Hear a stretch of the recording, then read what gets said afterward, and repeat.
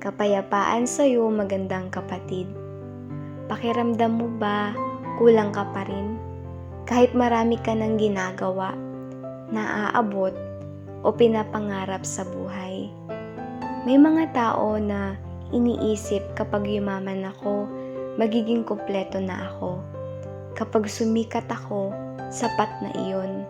Kapag may naabot na akong tagumpay, magiging buo na ang buhay ko.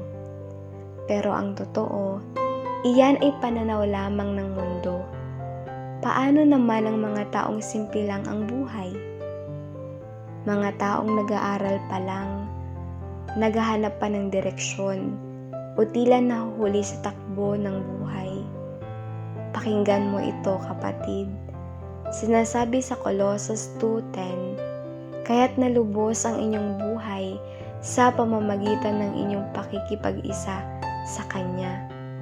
Ibig sabihin, hindi mo kailangang hintayin na makuha mo ang lahat para maramdaman mong ikaw ay buo na.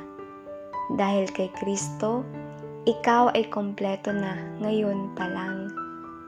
Kahit ikaw ay single pa rin, nasa proseso pa lang ng pag-aaral, wala pang sariling bahay o sasakyan, hindi pa naaabot ang iyong mga pangarap. Kapag ikaw ay nakipag-isa kay Kristo, hindi ka kulang.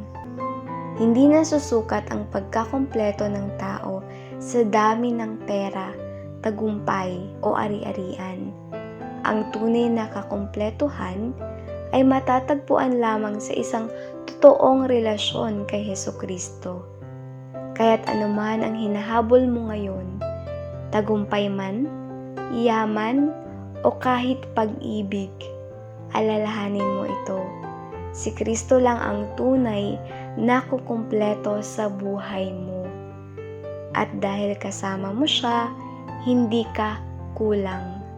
Ikaw ay buo, ikaw ay sapat, ikaw ay kumpleto kay Kristo. Salamat sa pakikinig, magandang kapatid. Ito po ang ikapitong serye ng alamin ang iyong pagkakakilanlan kay Kristo Jesus. Kung ikaw ay napagpala, maaari mo itong ibahagi sa iba. Naway sumainyo po ang kapayapaan at pag-ibig ng Diyos sa bawat sandali ng inyong buhay. Pagpalain po kayo ng Panginoon.